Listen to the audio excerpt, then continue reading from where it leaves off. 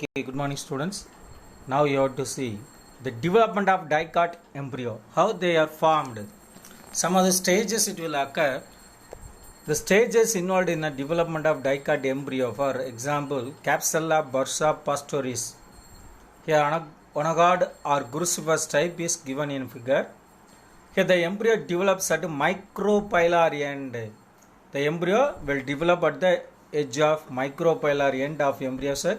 The zygote undergoes transfer division to form upper or terminal cell and lower or basal cell. Further divisions in the zygote during the development lead to the formation of embryo.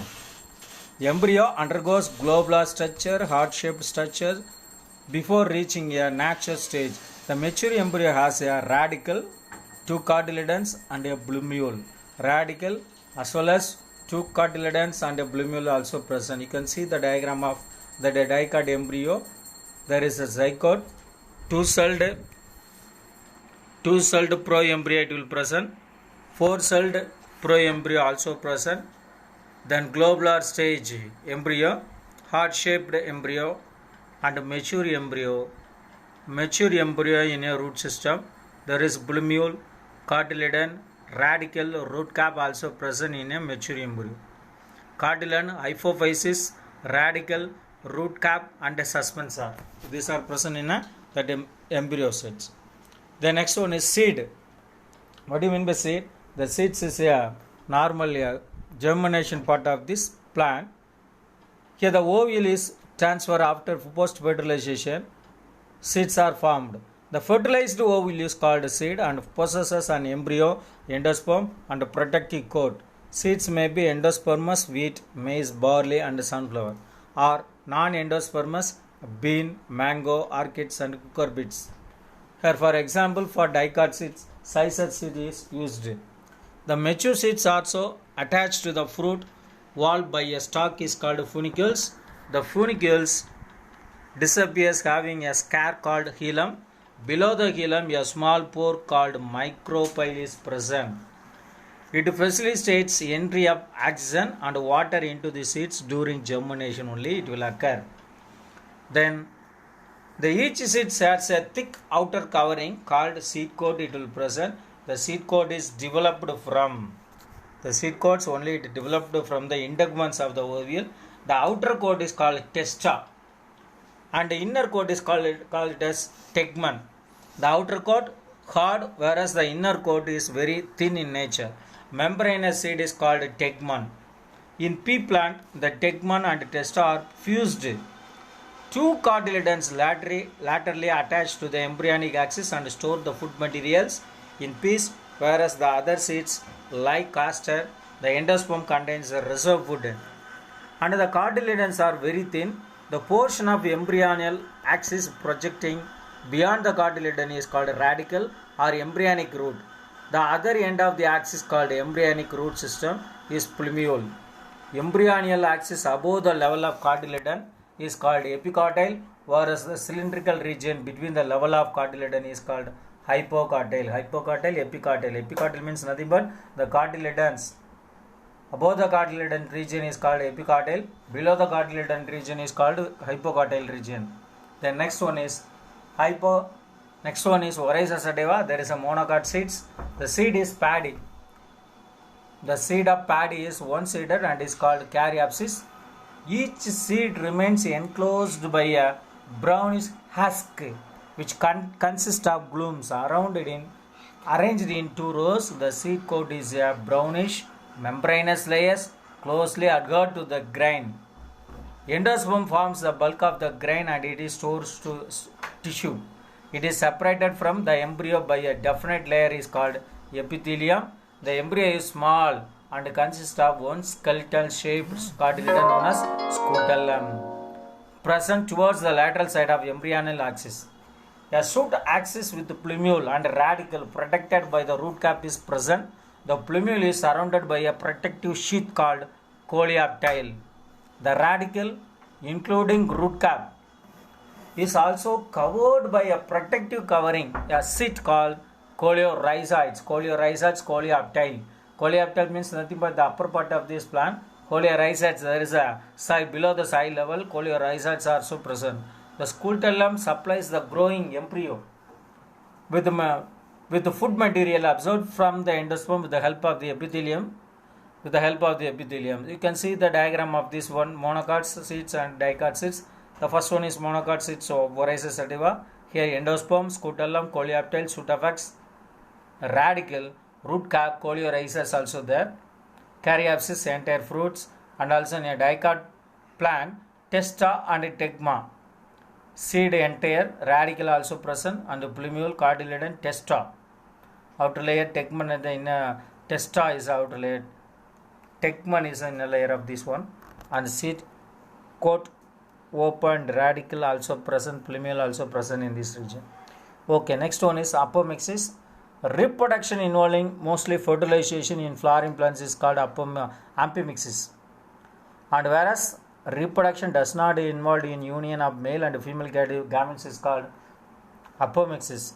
The term apomixis was introduced by Winkler in the year 1908, mostly defined as substitution of the usual sexual system, ampemixis, by a form of reproduction which does not involve meiosis and syngamy. Maheshwari classified apomixis into two types, recurrent and non-recurrent condition. Recurrent apomixis, what do you mean by recurrent apomixis? Vegetative reproduction and agamospermy is two things it will present in a recurrent apomixis. At a non-recurrent apomixis, haploid embryo sac developed after meiosis develops into embryo without fertilization. The outline classification of recurrent apomixis is given below. Here there is a recurrent apomixis, vegetative and agamospermy. In an agamospermy, advent embryoni, diplospory, apospory is there. First one, vegetative reproduction. Plants propagate by any parts of their plant parts than seeds. Bulbils, fritillaria, imperials, bulbs, allium, runner, mentha, arvensis, sucker, crays and gum. Then agamospermy, it refers to processes by which embryos are formed by eliminating meiosis and syngamy. Then advent embryoni. An embryo arises directly from the diploid sporophytic cells, either from nucleus or integument. It is also called saprophytic budding because gametophytic phase is completely absent. Advent embryo was found in citrus and mangifera. Diplospory. Generative apospory. A diploid embryo sac is formed from megaspore mother cells without a regular mitotic division. Examples: Eupatorium and Arvia. Apospory. Megaspore mother cells MMC undergoes a normal meiosis and 4 megaspores was formed, gradually disappears. The nuclear cells become activated and develops into a diploid embryo sac. This type of apospory is also called as somatic embryo apospory. Example: Hieracium and Parthenium. The next one is polyembryony.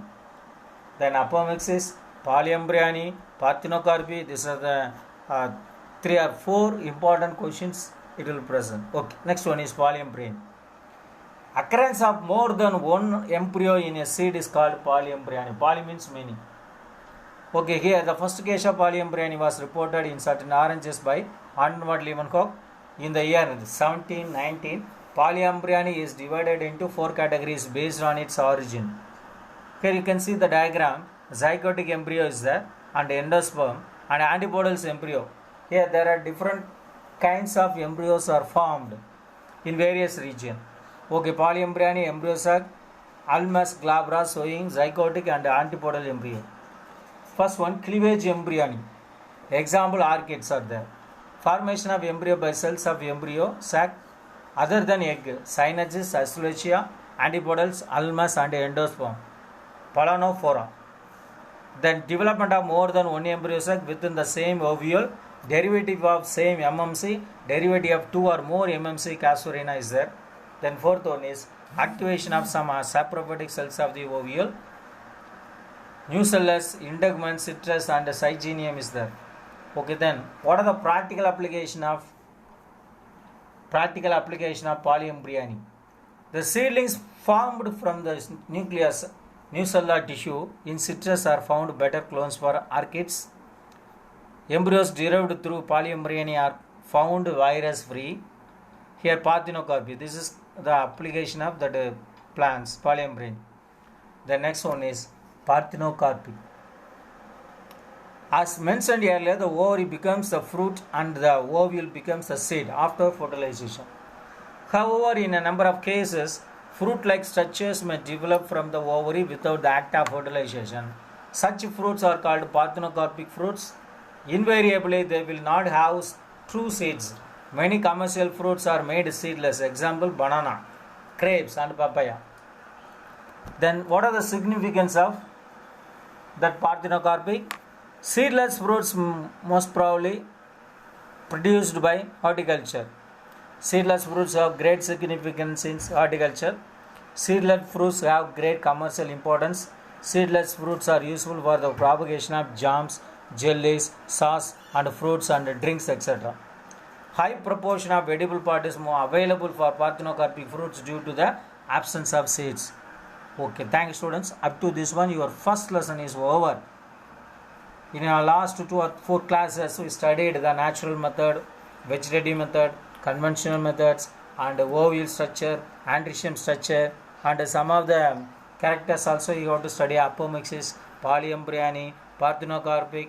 These are you already studied. Okay, you can read very carefully all the content of these lessons. Very important. First lessons is very important, so you have to read thoroughly. Thank you. Thank you.